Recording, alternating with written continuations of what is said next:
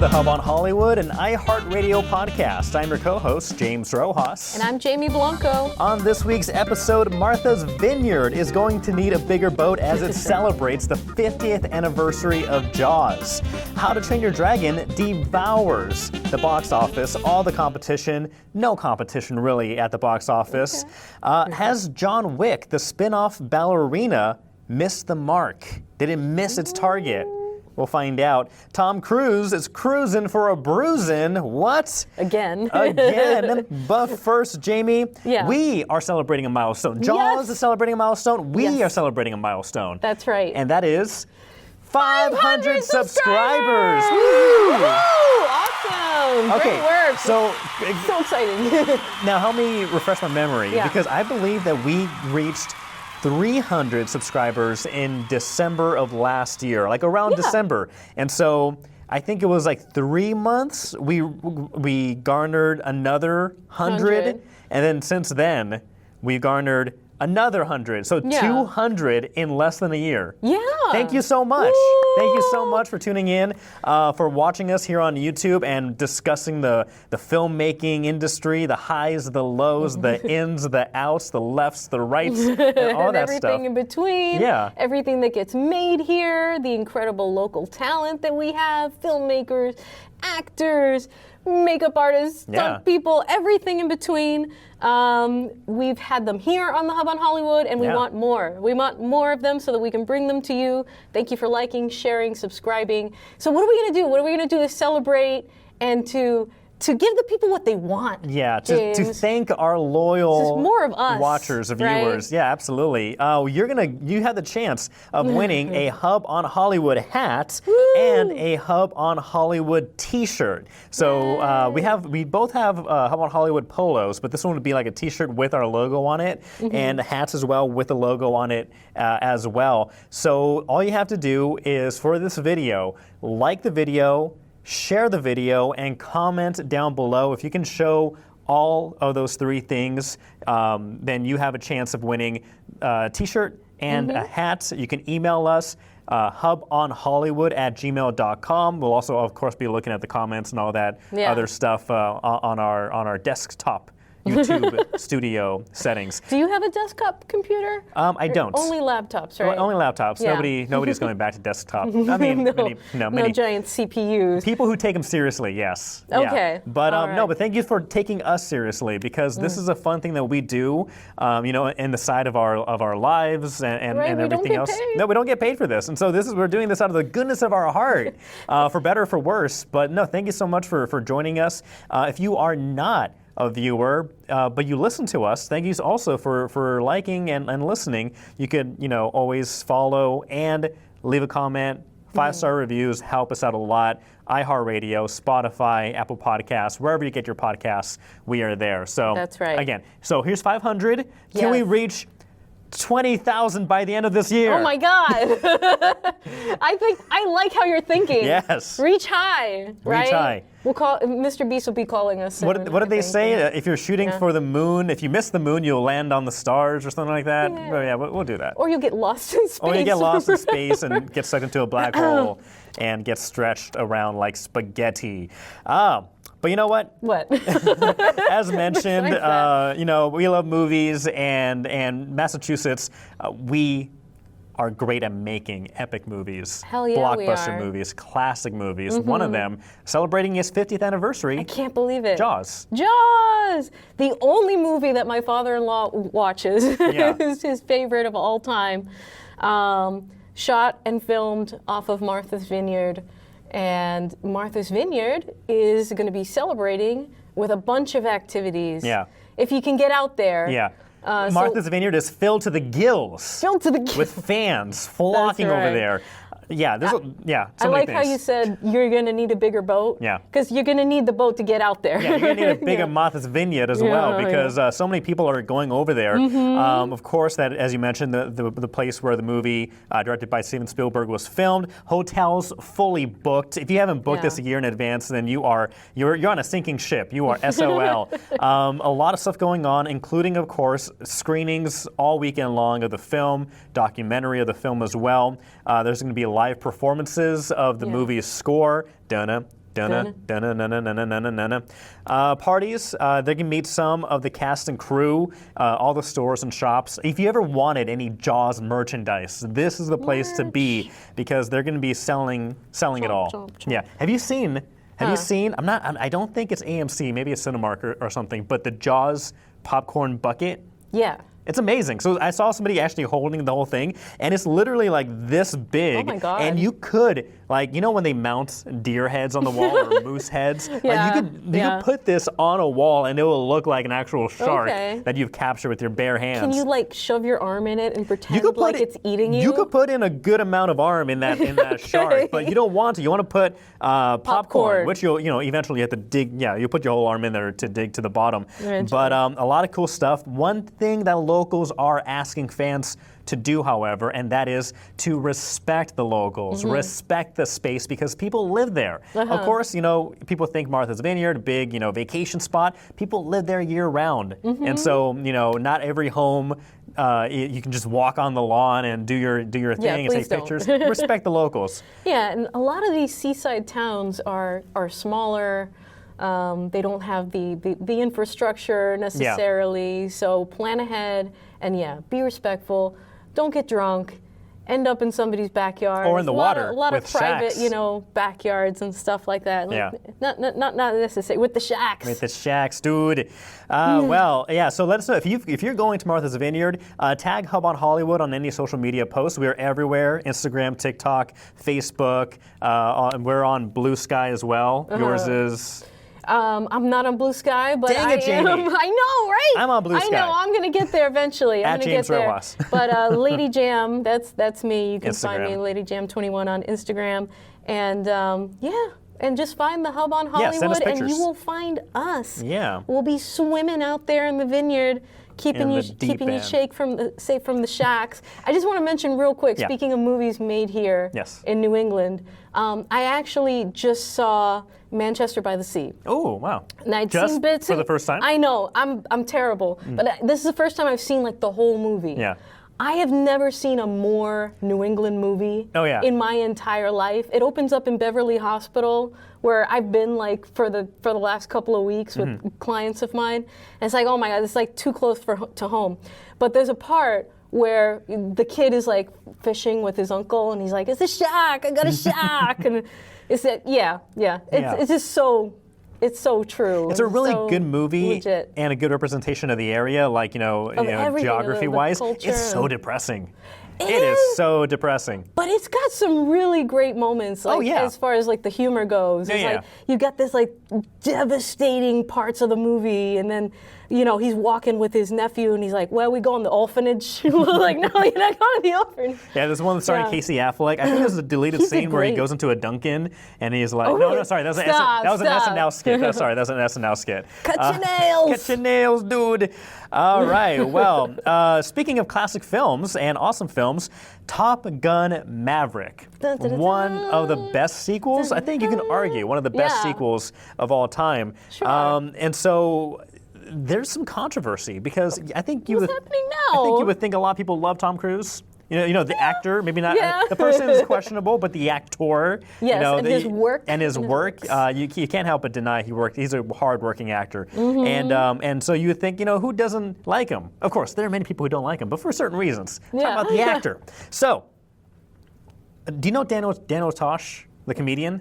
Oh yeah, Tosh 2.0. Tosh 2.0, yeah, mhm. Tosh 2.0. He's since stopped that show, but he has an amazing podcast where Yeah. he talks to like everyday people, and like every other podcast where the celebrity hosts, they interview other celebrities. He literally hosts just people that he knows, like people that clean his car or he's gone to school with or what have you. Yeah. On a recent podcast, he was actually interviewing a long distance ultra marathon runner, Paul Johnson.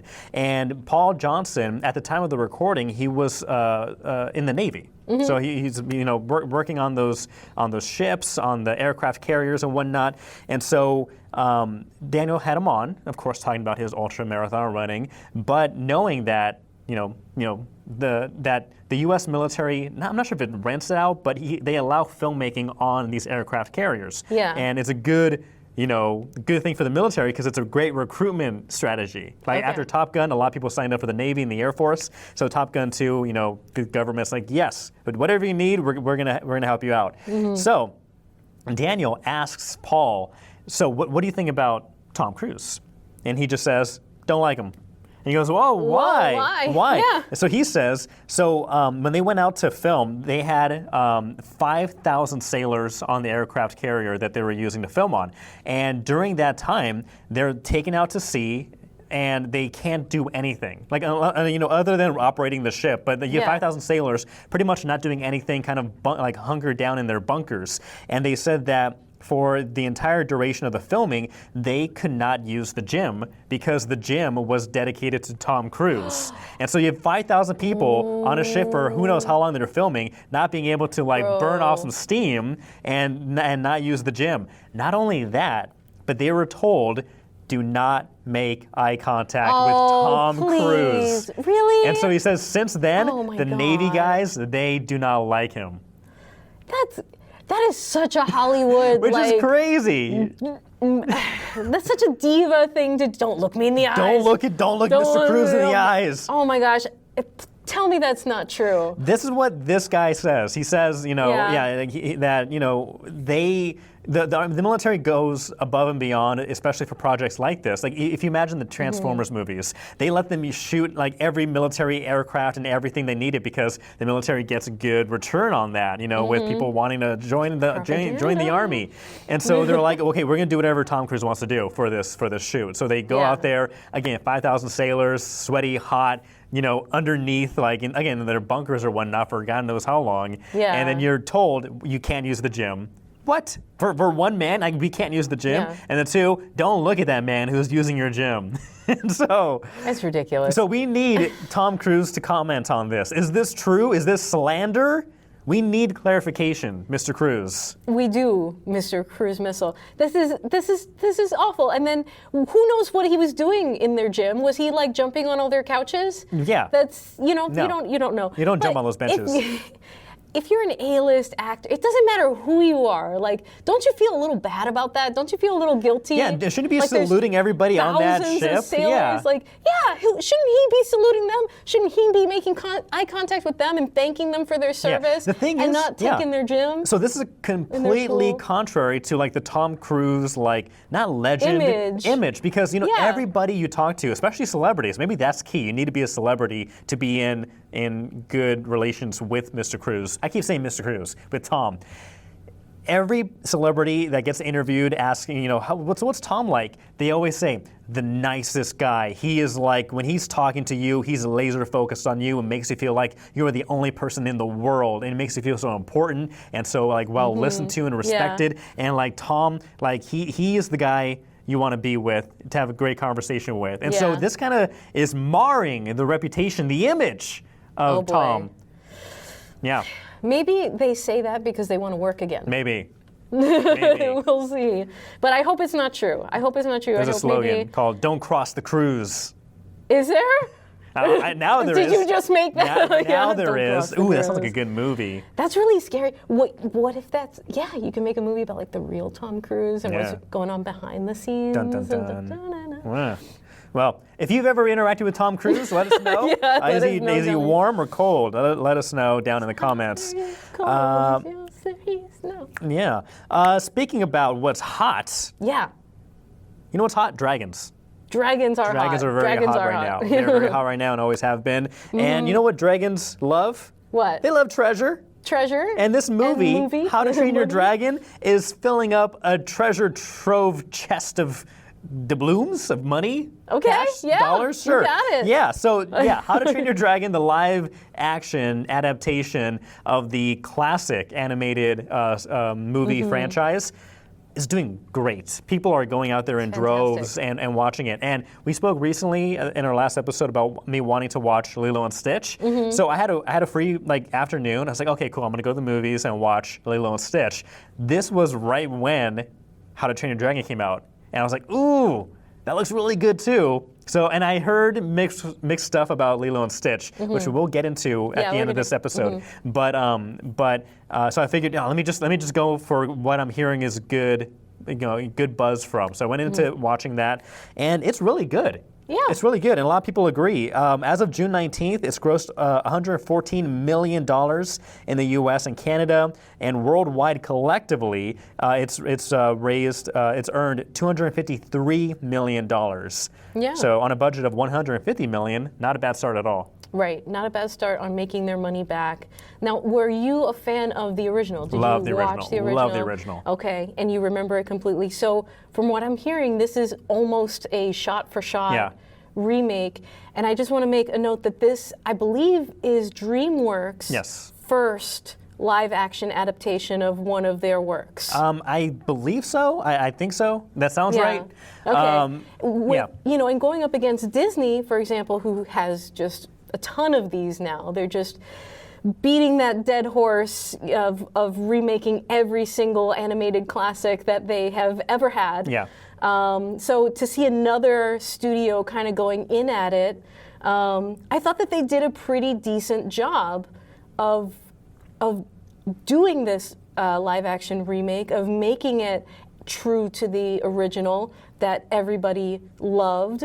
I do have some nitpicks, but I did want to just make the point that I think that they are taking the track of being extra true to the source material, whereas Disney has not been doing that, and they've been getting a lot of flack and a lot of controversy around their live actions. So overall, I think for DreamWorks, lots of really good positive feedback on their first live action adaptations. So I think that they're going in the right direction. I think maybe they've learned some of the lessons that can be learned from the other studios and what they've done. Yeah, I know they just, obviously we're going to be talking about Lilo and Stitch in a minute, but they were pretty accurate and true to the animated version of Stitch with the live action of the alien that we all love. However, people have pointed out differences, like, Stitch in the animated version has a longer snout. In the live action, they call him a pug because his face is more smushed. Maybe easier to make merchandise around. But one thing I liked about How to Train Your Dragon is that obviously Toothless, the main dragon, looks identical to the animated version. But all the other dragons too, even the weird, oddly shaped ones that look like they can't fly or shouldn't be able to, you fully believe it, and they look exactly how they did in the animated version. So I do respect and how they, took one version of them and pretty much copied and pasted, because the original versions are perfect. So why not? They were successful for a reason. Yeah, so why not duplicate it? Reviews have been pretty good. Basically, the story, if you are not familiar with How to Train Your Dragon, as an ancient threat endangers both Vikings and dragons alike on the Isle of Berk. The friendship between Hiccup and Toothless becomes the key to both species forging a new future together. Written and directed by Dean DeBlois, who also directed the animated versions. So, DreamWorks said, we're going to do this, and he said, I want to do it too. And one thing I like about this, he said, he loves the original version, but there are some things that he wishes, like all of us, if you can go back on a project, you may want to improve some things, add some things, take out some things that in hindsight, okay, that didn't work, or this did work, or this could have worked. So there's actually, I think, 15 or 20 minutes extra. This movie is longer than the animated version, with some more things that they added for, just to build the lore and the history of the characters and the village of the Vikings. And I think it works very well. Like you said, it's nearly beat for beat as the animated film, but they add a little more to it, so that's really good. Mason Thames plays Hiccup. Gerard Butler reprising his voice role as a Stoic, the Viking king, the Viking leader. Nico Parker is Astrid, and Nick Frost is Gobber. And I thought, design-wise, the dragons look great, but also the Vikings looked great too. The great costumes. They actually spent $50 million in pre-production to build out sets. So the arena where the dragon slayers are training, that's all practical. The village is practical. The big hut where Stoic, Gerard Butler's character, is speaking to all the other Vikings, that's all practical. So when you had these actors walking in on the set, they felt like they were transported. Plus, it was filmed, don't quote me, but I think in Ireland, or one of those islands up there. Yeah. So they were actually there out on an island filming these beautiful scenic shots that were so critical to make the flying scenes look incredible. Yes. I want to know where I remember seeing it in the credits. I'm like, oh, they were out there. Yeah. I'll look it up, yeah. But yes, I thought it looked really beautiful. It flowed very well as a story, as we mentioned, beat for beat, almost. The casting was fantastic. I think Mason Thames did a phenomenal job, as did Nico Parker as Astrid. They embodied these characters really, really well. I just have a couple of nitpicks. Okay. Real quick, Northern Ireland, but yes. Northern Ireland, Nitpicks. perfect. Just a few nitpicks. You're like, I prefer Southern Ireland. Okay. Well, there's a difference between Northern Ireland, but we're not going to get into that. So my nitpicks is that there are just some things that are animated or cartoon for a reason. And when you throw in live action, they don't make as much sense as part of the story. So it just doesn't make sense to me that you have these Vikings in their tiny little boats just rowing after the freaking dragons, fire-breathing dragons, and these giant monsters with all of these abilities to destroy them, and all they have is their little wooden boats and swords. It just doesn't make sense to me in a live action that they have enough power to go up against these dragons. It just seems so disproportionate and not like believable in live action, whereas animated you can get away with that. It didn't track as well, and I'm like, it felt not as realistic to me. It felt forced. Yeah. It felt forced. I agree, because in the animated version, like for example, Stoic, Gerard Butler's character, like he's a very big, and in this movie he is also big and brooding and like a meaty man. And so, but in the animated version, when he's like punching a dragon, you can feel like this is a burly man who's punching a dragon, and you can kind of believe it. When you're watching the real life version, it's like that's a man punching this 80-foot tall dragon or something. Like it doesn't. Yeah, those moments I do agree when I was watching it, like a man, grappling with one dragon and taking it down is hard to believe. You have to kind of suspend your disbelief there.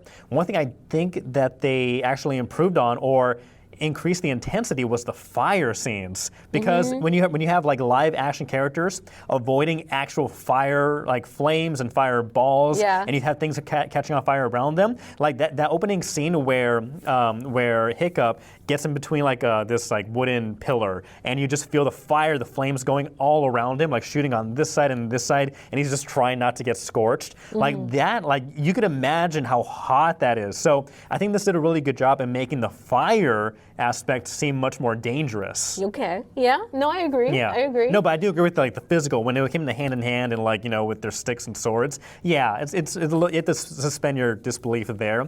There were some moments where I felt like the acting and the actors were really good, especially Gerard Butler. Some really emotional scenes. Some heart the heartstrings getting pulled. But with some of the acting moments, there's some awkward, like they're playing awkward. Like Hiccup, he's an awkward character in the animated scene, animated movies, and so Mason does a good job doing it. But there's some scenes that were kind of like, and I know it's a kids movie, so I have to give it leeway. But there's some moments where like the awkwardness didn't feel real. It felt like they were acting awkward. Right. The awkwardness didn't feel as natural. As I feel like I agree. I feel like there were a couple of parts where it's like, oh, look at me. I'm this tall, handsome actor who's just pretending to be awkward. I'm such an awkward little guy. Yeah. Just ignore the fact that I'm like 6 foot something. Yeah, 6 foot something, ruggedly handsome, and if you go back, awkward. if you go back to the animated version, like Hiccup is like he is like skin and bones. Like his arms are like rail thin. Like he's much shorter. And this one, Mason, he's like near 6 foot tall or something. He's supposed to be 15 years old, which there are tall 15-year-olds, but he doesn't seem like the kind of scrawny, the Viking that was portrayed in the animated version, and the kind of son that Stoic was disappointed in having to an extent, because like, oh, you look nothing like me. You're so small and skinny. Where like Mason, like, okay, if you just do some push-ups and stuff, you'll be good. There's a lot of telling too. It's like, I am nothing like everybody. He's nothing like everybody. Instead of like showing it, and it's like, it's like, okay, I guess he's just supposed to be that radically different, Yeah. but you don't really see it. They do have some like the amount of exposition in the animated stuff. So in the how it opens, it's nearly beat for beat with how the animated version is. Where he's like kind of like describing this is Burke, and here you have to be rough and tough to survive. And one thing we have here, and then the flames, dragons. So like a couple choices in how they phrase things or how they emote for certain phrases, again, it's hard to complain against a kids movie. Yeah. Though I often do complain angry. often about kids movies, which we'll continue after this. But overall, I thought they did a really good job. I think it's a really fun movie. I think in the latter half of the film, the color tone, and this could be for creative purposes, but it gets more grayer. So there's a lot of like less color in the latter half. And granted, you're on a mountain fighting other dragons, but I felt like the color completely kind of dropped off near the end in the third act. And I wanted it to be a little more colorful. But some people like that. They said it felt gritty and real, kind of like a Game of Thrones episode. So to each their own. But I think you should watch this. If you have kids, watch it. My recommendation, as always, is to have your kids watch the animated version first, and then do what you want. Do what you want. Go wild. Technically, you could do what you want. Technically, no one's going to arrest you. Technically, show them the remakes first. Right, but confuse and terrify them. But I felt it was also sweet because one of my main complaints about these kinds of remakes is that they make them like super dark and unnecessarily scary. And I feel like they balanced it enough that it was okay as a kids movie and didn't terrify my kids. Right. Because I continue to commit this crime over and over again of not showing them the your kids original liked first. it? They did. Yeah. They did like it. Except my daughter. My daughter thought it was boring. Oh, yeah? Yeah. But she's 5. I mean, there are scenes where like And a girl. there are scenes where they're building up the relationship between Hiccup and Toothless, and so like you have to have some of that breathing room to like that slows down the film when they're trying to like become friends with each other. There's just one scene in particular. Yes, I agree. Yeah, they have to let it breathe a little bit. When he meets Toothless, and Toothless spits the fish head back out. Oh, that was great. And he has to eat this fish. I was literally gagging. Like, That's I funny. almost threw up in the theater. And I heard other people coughing too. That was not necessary. That was great. That's disgusting. That was not okay. It's in the OG. It was not okay. It's in the OG. But it's okay in an animation, but in real, oh God. I will say this. One thing I loved was the flying scenes, like the montage of Hiccup and Toothless. Learning to work together and fly together. Like those scenes were like heart pounding, where they're flying in between rocks and pillars above the ocean and high up in the sky and nearly falling and all this stuff. Like, and because they shot it in North Ireland, like on location, you have those like very realistic scenes, and you feel like you're riding on Toothless also. So if for anything, if you want to watch the animated version come to life, that sequence, they do that so well. You actually feel like the wind in your hair and the danger of being up so high and falling, and it's so good. It must be really great in 4D. In those 4D box theaters. Oh, just like blasting wind. The chair moving in the air. Why aren't there any more of those in New England? Like, you have to go down to Connecticut, I think, is the closest one. Yeah. So speaking of going from animated to live version, let's talk about Lilo and Stitch. Okay. We don't have to go too deep into it, but as I mentioned, I thought the movie looked really good based off the trailers, and I do plan to watch it. And I was planning to watch it in the movie theater, but then, through osmosis, through the internet, you start hearing, things of like how things were changed. It's making a lot of money. People do like it, but there's some certain changes that I believe fundamentally changed the message of the animated version. Okay. Well, can we first start with, I guess, we'll get to the ending of the movie. So spoilers for Lilo and Stitch, because this, unlike How to Train Your Dragon, this is not beat for beat. There are changes. So in this version, as we mentioned, in the animated version, Agent Pleakley and Dr. Jumba, they are there and sent to Hawaii to recapture Stitch so he can be taken back to the planet. And you're kind of like, okay, you see Jumba as kind of like, he is the antagonist. Of course, he's trying to catch Stitch. Stitch is trying to stay away from him. Pleakley he's there doing a job, so he's not good nor bad. He's just there doing his job, but he's a fun character. And then over time, there's a transition in the movie where, again, down in his heart, Jumba isn't evil or bad. He's just like a wild scientist who's just making wild creations for the heck of it. And when given the opportunity to help Stitch, he does it in a heartbeat. And so then he becomes like a protagonist like instantly, and becomes on the side of Stitch and Lilo. In this one, I understand that Jumba is basically like the main villain, right? Right. And he doesn't end up helping Lilo and Stitch at the end. So how does that play out? Because there's a scene where after Jumba and Pleakley. Okay, so this is after. Okay, so Stitch, and I'm basing this off the animated version. Stitch leaves Lilo after the whole ocean surfing scene because he feels like he's responsible for Nani and Lilo getting torn apart the next day. So Stitch goes, tries to find himself a family in the woods, comes back, and then gets tackled by Jumba and Pleakley. And so. And this is after like an indoor fight in the house. So how is that different from the movie? It doesn't play out exactly like that. So Stitch runs away, and then Lilo goes and finds him. Okay. And they come back to the house together, and that's where the confrontation happens. Is it a big all-out fight? They destroy the house, and it's a big all-out fight. And then Stitch gets captured, and Lilo jumps on the ship. At the last second, goes through the portal, gets on the ship with Stitch. There's a portal. Okay, what does the portal go to? To the ship. Okay. Where he's going to take Stitch away and fly away with him. Okay. And then Lilo helps Stitch escape. And what's the name of the bad guy? Jumba. And then Jumba's like, I made a mistake with you, because you can love. I'm going to make you into this other Stitch that has no capacity for love whatsoever, and is actually just this terrible monster. And Lilo helps him escape, and the ship crashes with both of them on it, and all of that and stuff. And Jumba gets sucked out of a window? And he gets sucked off, and he's gone. He's dead? He gets sucked away, yeah, and he's gone. I don't know if he's dead. Okay. I don't know. But you just don't see him. Dead. But you just don't see him after this. I don't remember where he went. Okay. But he's gone. And then, they crash into the ocean, and then they both get rescued out of the ocean. Please tell me David with the surfboard helps them. They help, yeah, he does. He David does help, yes. Okay, good. Yeah, David helps. Okay, good.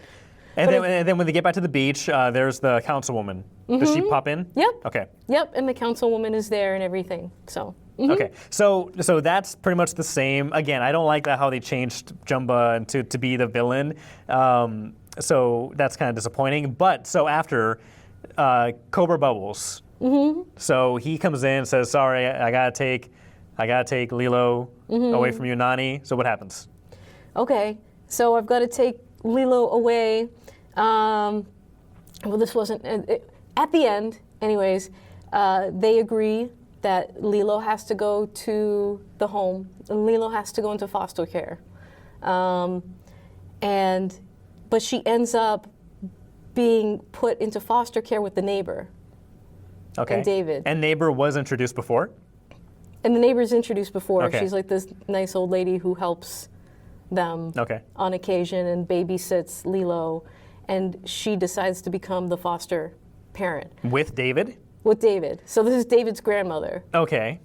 And they're going to take care of Lilo. And they're neighbors. They're right across the street.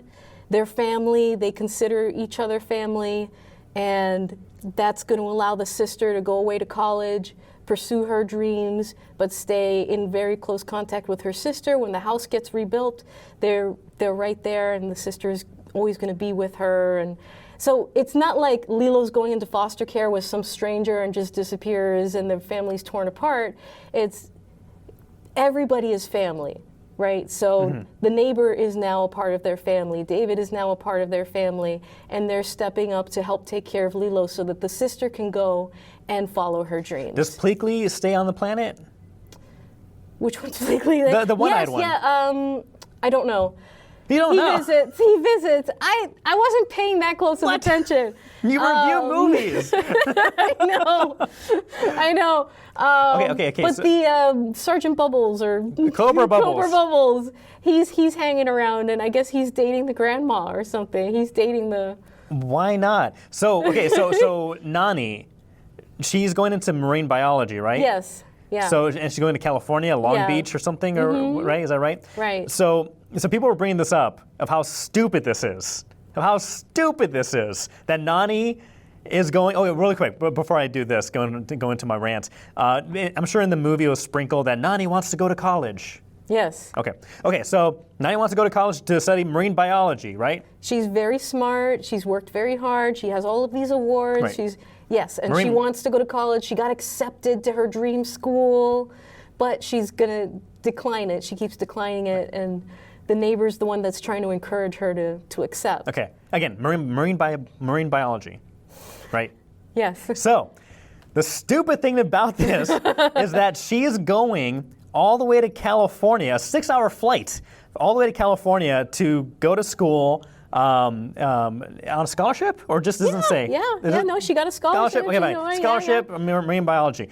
Thing is, when people are saying that in Hawaii is actually the best place in the world to learn marine biology because they have like the best universities and best programs for marine biology. Not only that, but for Hawaiians, if you're born in Hawaii and you're like a natural Hawaiian, you get to go to college for free. So she could have stayed at the home across the street or what have you with Lilo, learning marine biology in the best place in the world to do so. Why? Plot hole much? It's a terrible. It's not. It's so. That's really bad. I think that's really bad. But then it takes away the tension. The tension is like with Cobra Bubbles being there and like, okay, we have to take it away to foster care. That's the tension. And then what's the resolution? You know what? I've realized that you guys need each other. You guys can still live under one roof and whatever, but now you have help from Grandma over here and David and Pleakley in the animated version. He's there, and Jumba in the animated version. They're there to basically act like uncles and like to be the extra hands living in the house with them and helping provide support. And so if you had that same setup, okay, Jumba's evil in this version. He's gone. He's got sucked out, got flown into a volcano, what have you. You still have Pleakley. You have Pleakley there. You have David. You have Grandma. You have even Cobra Bubbles apparently dating the grandma. Yeah. You have this whole family unit there, and you're rebuilding the house. Why the hell are you leaving? Like, why? Okay, that really bugged me. I told my wife about the twist or the change. She got so upset. We love the animated version. Yeah. And my daughter loves the animated version too. And it just like, again, Ohana. Ohana means family. Family means no one gets left behind or forgotten. So they've expanded their definition of family. That's fine. That's fine. That's fine. And I think it's healthy to say, hey, you want to go to college, you got accepted, you have this scholarship. Fine. You know, pursue your dreams. Just because you need to take care of your little sister doesn't mean that you have to give everything up. You know, you lean on other people. That's all great. Great. But yes, this plot hole with where she goes to school, unacceptable. It's unforgivable. So stupid. It's like I'm going to Texas to study marine biology. Like what? But like that's basically the same thing. It's just like why you're leaving your home, the main the islands where you live, and like and she loves to surf here too, right? Like you can surf in California, but you can also surf in Hawaii, where like the surfing is even better. The water's warmer. Oh my goodness! And so that's really disappointing. Shake a fist. Again, I think you said your kids enjoyed it. Yes, they People enjoyed are it. enjoying this. It's making a lot of money. Of course. They have a portal gun too.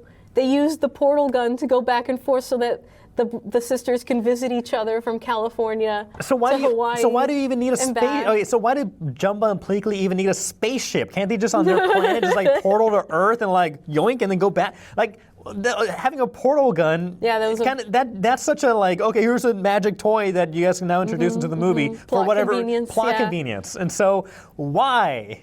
Why? It's okay. No. Take a deep breath. No. Ohana means family. Yeah, man, that Ohana means close your plot holes. That's a wild swing. That's a wild swing. Apparently it's working, and I'm sure they'll make a sequel, but that's a wild swing. Yeah, but go and see it for yourself. Watch the original version first. Jamie. I'm sorry. I was like, because I haven't, like, I watched the original, like, when it came out. Man, so you are sleeping on this. I know, I'm sorry. I'm so sorry. I'm sorry. I need to calm down. He's much more in the lore. I need to calm down. He's much more in the lore. I need to breathe. I need to chill. It's only a movie. Meditate. Breathe in. Ohana. Breathe Aloha. Okay. Yeah. Well, aloha to that movie, and aloha to another movie that I also watched. This one also getting really good reviews, but unfortunately not doing well at the box office. That's Ballerina, the John Wick spin-off starring Ana de Armas, Keanu Reeves, Norman Reedus. Apparently, and I saw this movie. It's a good movie. If you like the John Wick films, there's so much good action in this that it obviously it's the same universe and the same the writers and all this other stuff, so it fits right in perfectly. But the action is on a level that you can imagine John Wick doing all this stuff. Yeah. And Ana de Armas' character, she's not as good as John Wick because they have, and it's not really a spoiler, but they have like a one-on-one fight, and John Wick is just like 10 times better than her. He's kind of like not toying with her, but he's easily beating her, but she's not giving up. But he's like easily beating her. So. She's really good. Keanu is really good in this film. But despite the really good reviews, box office performance considered to be very underwhelming compared to the initial expectations. The film has made over $95 million globally. However, it is made on a budget of $90 million. Yeah, so this is going to be a while before it makes its money back. Yeah, so I would not be surprised if this got pulled into like streaming services relatively sooner than later. But I think it's a good movie. If you're a fan of the John Wick stuff, this is really good. They're like really good sequences, really good scenes that really stand out. And Ana de Armas is really good in this film. So, excuse me. So. Yeah, I love Ana de Armas in almost everything that she does. Yeah. And I think that they've put out a lot of behind the scenes, how it was made, the training, the fight sequences. She's good, yeah. It's amazing. It's amazing what they go through to make these.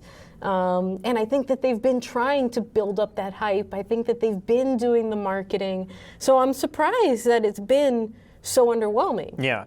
So yeah, if you are a fan, I would recommend watching this sooner than later. Go to the movie theater, watch it on a big screen because the action scenes are very good. It's gripping. There are two scenes in particular which involve clearing rooms and grenades, and also a flamethrower sequence. Okay. Like you don't see flamethrowers that often anymore in films, especially done so well. Where you have like two people, Ana de Armas and this other bad guy, fighting each other with flamethrowers. You fight fire with fire. It's crazy, and sometimes water too. But like it's really good stuff. Like it's like the stunt work.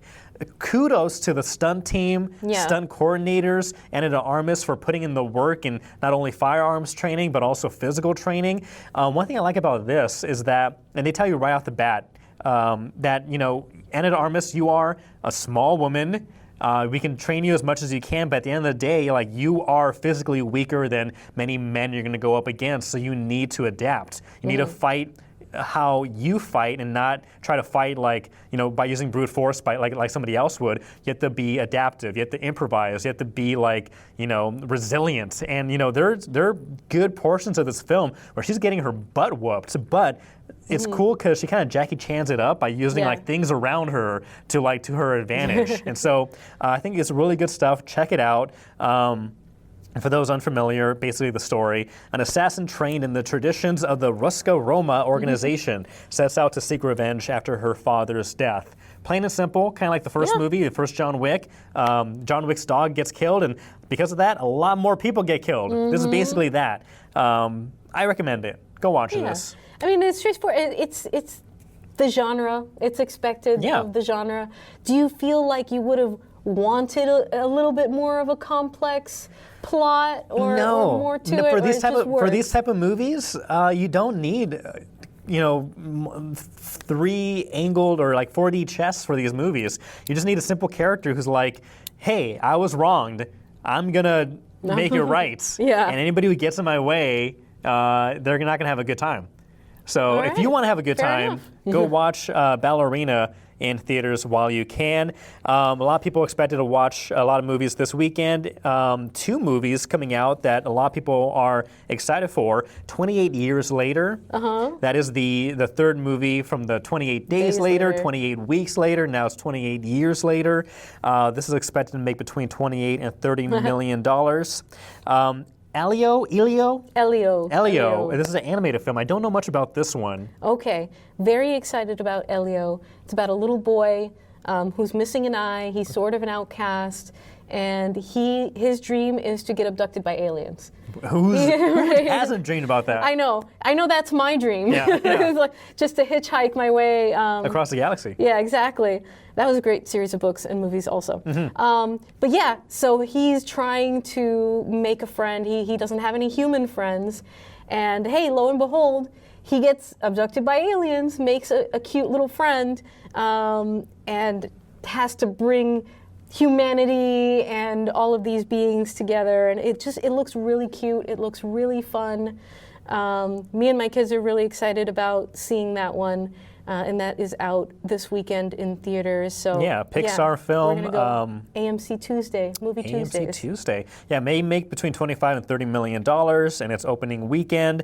And How to Train Your Dragon expected to rake in another $40 to $43 million in its second weekend release. Speaking about AMC really quick, since I'm ranting and raving, did you hear about how they're adding more commercials? Yes. AMC. Yes. It's his nightmare. What did we tell you? We told you repeatedly over multiple episodes and try to drill this point home. You're going in the wrong direction. Did you not read his emails? Did you not read my threats? my anonymous threats that I'm not taking ownership over? I really didn't do that. But imagine if I did.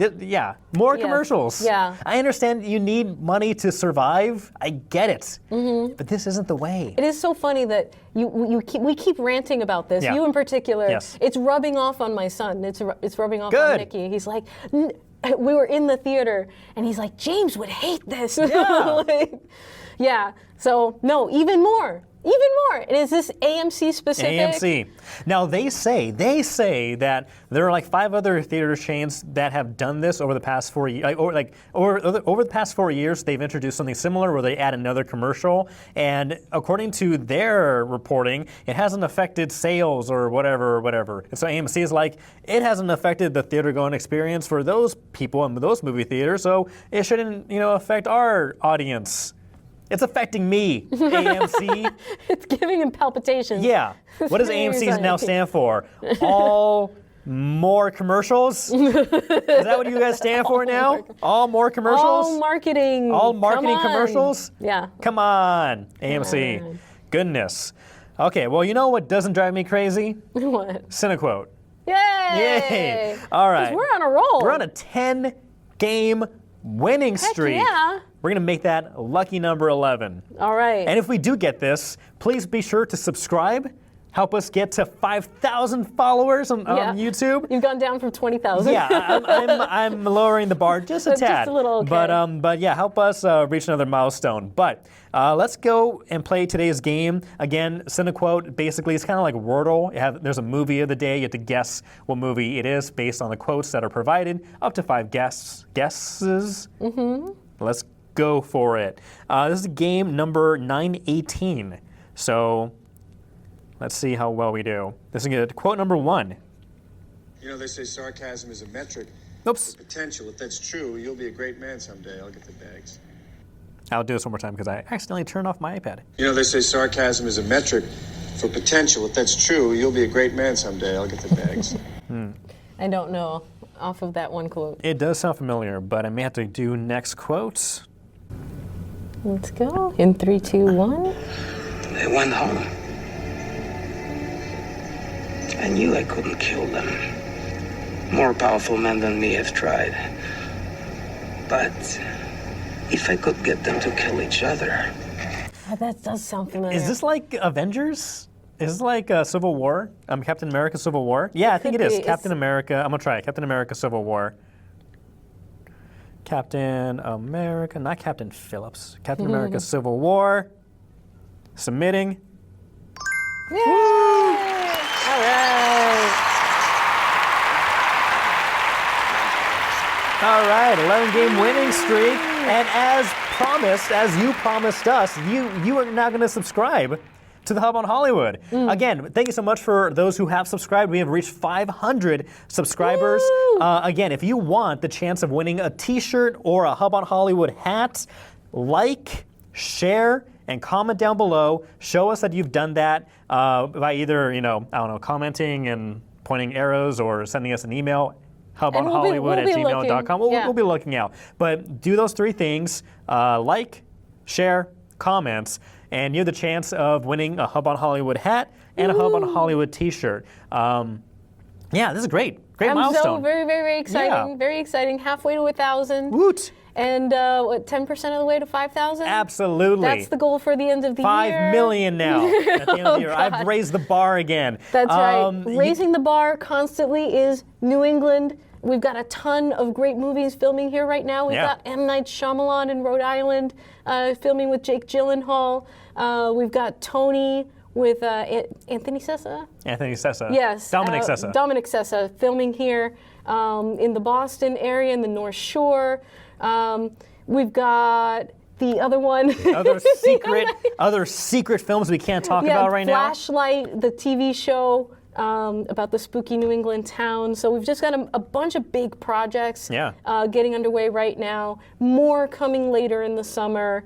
We love talking to people who make movies, write movies, act in movies, direct, produce, stunt work. If that sounds like you and you work in New England or you are based from New England, reach out to the Hub on Hollywood. We would love to feature you here on the podcast. Check out all of our awesome interviews that we've had previously. And thank you for sharing the love.